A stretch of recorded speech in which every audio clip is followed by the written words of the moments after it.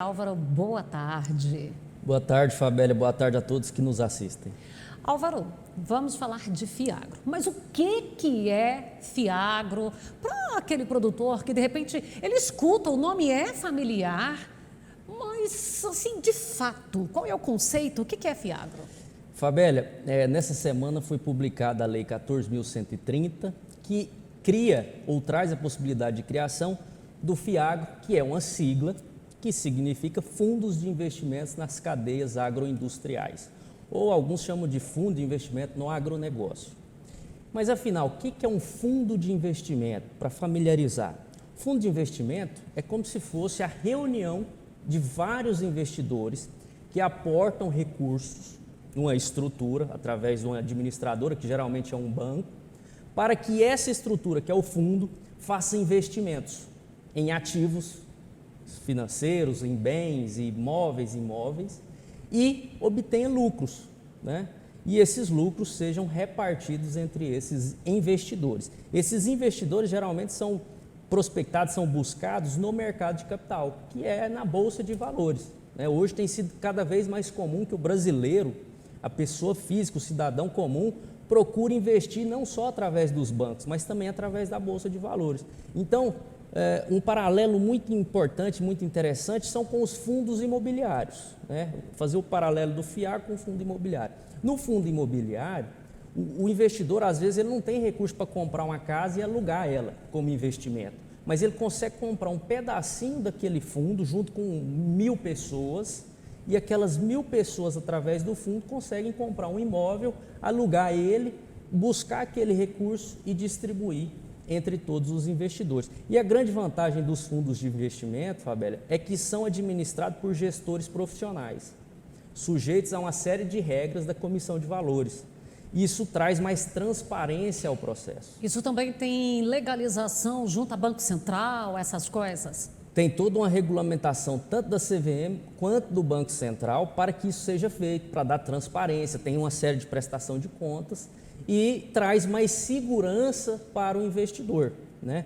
E qual que é a grande peculiaridade, então, do Fiagro, né? Da mesma forma que o fundo imobiliário, o fundo em si, ele não é uma pessoa jurídica, mas ele tem um CNPJ, tá? Ele tem lá um CNPJ como se fosse uma empresa, mas ele não é um ente em si, né? Então, aqueles investimentos que o fundo faz, em si, não são tributados, né? São tributados na hora de distribuir aqueles resultados, em regra. Então, com isso, acaba tendo uma possibilidade de rendimento maior. Exatamente. Isso que torna os fundos imobiliários mais interessantes. E essa nova lei cria a possibilidade de instituição do Fiagro. Esse Fiagro, qual que é a peculiaridade dele? É o tipo de ativo.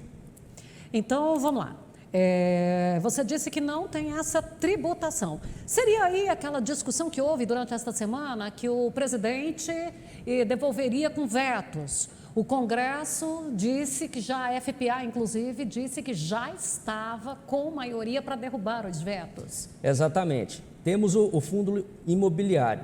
Ele faz esses investimentos, não é tributado. A hora que ele distribui para os investidores, existe uma tributação de 20% que incide em pouquíssimos casos. Se o fundo tiver cotas na Bolsa de Valores, tiver mais de 50 investidores e aquele investidor não tiver mais de 10%, ele tem isenção do imposto de renda. Então é muito interessante. A ideia é que o Fiagro também tivesse esse mesmo tratamento.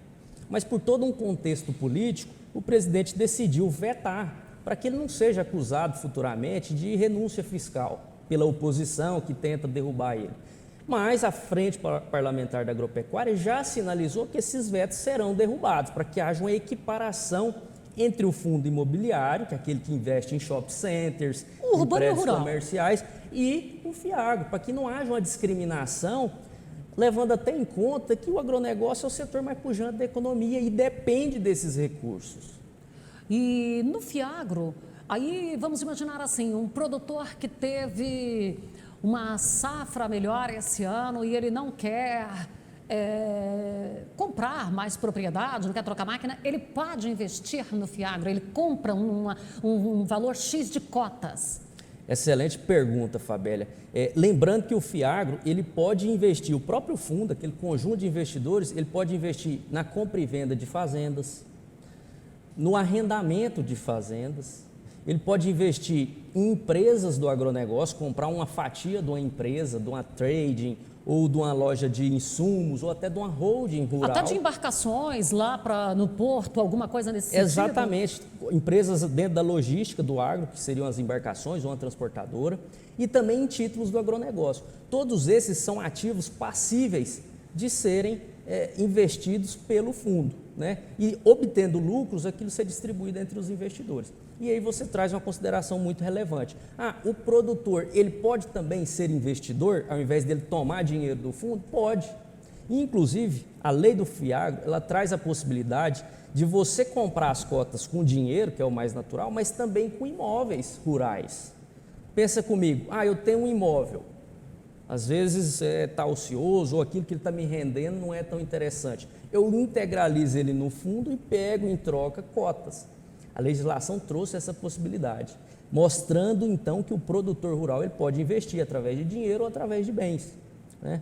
E uma outra vantagem tributária que foi vetada, né, é essa questão, porque na hora que o produtor integraliza ou incorpora imóveis ao fundo, a lei no texto original trouxe a possibilidade de diferir o ganho de capital dele. Ele está dando um imóvel, pegando cota. A hora que ele for vender essas cotas é que ele pagaria o ganho de capital, mas isso foi vetado e provavelmente será derrubado pelo Congresso no que já foi deliberado aí pela frente parlamentar. Agora, analisando com frieza, sem a gente querer puxar a brasa para a nossa sardinha, que é a do produtor rural, esses vetos, eles são justos? Não é só uma questão de corporativismo, é para equiparar mesmo ali o rural com o urbano? Fabélia, fazendo uma análise técnica, né, independente da gente atuar ao lado do produtor rural, se você tem uma estrutura hoje voltada para investimento urbano que traz todas essas isenções e essas vantagens tributárias, qual a razão de você fazer diferente com o fundo de investimento para agronegócio? Não existe razão nenhuma. Nós compreendemos o receio do presidente e concordamos com a postura dele de trazer esses vetos, né? Existe toda uma guerra política, alguém poderia pegar isso e fazer uma interpretação equivocada para prejudicar o presidente, mas é interessante que o Congresso avalie isso e faça essa derrubada, para que haja uma equiparação dos fundos urbanos com os fundos rurais. Além de tudo, Fabélia, a Constituição, ela traz no artigo 187, inciso 2, que um dos principais instrumentos de política agrícola do Brasil são instrumentos creditícios e fiscais. Com isso, o Constituinte, lá da Assembleia anterior a 88, ele falou o seguinte para os próximos congressistas: olha, o agronegócio brasileiro ele tem que ser fomentado, ele merece um tratamento especial, dada a nossa pujança nesse segmento. Então, o Congresso tem todos os motivos para fazer essa equiparação e respeitar o texto constitucional. E aí a gente falou então do produtor investir e ele também pode fazer uso desses recursos. E na hora de usar esses recursos, ele teria algum benefício em se tratando de juros, de coisas nesse aspecto? Fabélia, se a gente for fazer uma leitura do mercado de crédito hoje, o produtor ele produz com recurso próprio, então ele não precisaria de crédito, ou ele vai demandar. Se ele precisa, geralmente ele vai numa instituição pública dentro do plano safra, que a gente sabe que cada dia está mais limitado aquele recurso, né? Tem aumentado do seguro, mas o para custeio, para investimento tem sido reduzido.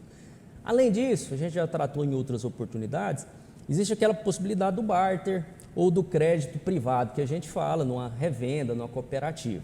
O fundo de investimento no agronegócio, ele traz mais essa fonte de recursos. Ele vai lá na bolsa, lança aqueles títulos, os investidores aportam os recursos e aquele valor pode ser emprestado, né? E a juros competitivos com o mercado. Então, é mais uma fonte de financiamento, de fomento para a produção rural, não só para a produção, né? Também para aqueles players antes da porteira, né? Quem fabrica defensivo, quem fabrica adubo ou depois da porteira. Então o Fiagro ele é muito importante para os investidores e para produtores e demais players do agronegócio.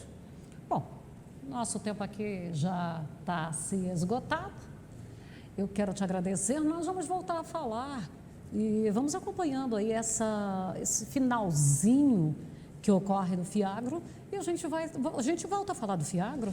Sem dúvida, Fabélia, está nas mãos do Congresso. O Fiagro pode ser bastante interessante para produtores e para todo o setor, né? Vamos ver como que vai ficar esse aspecto tributário, porque ele é determinante para que o Fiagro seja um sucesso ou ele não saia do papel. Então, fica à sua disposição e agradeço pela oportunidade.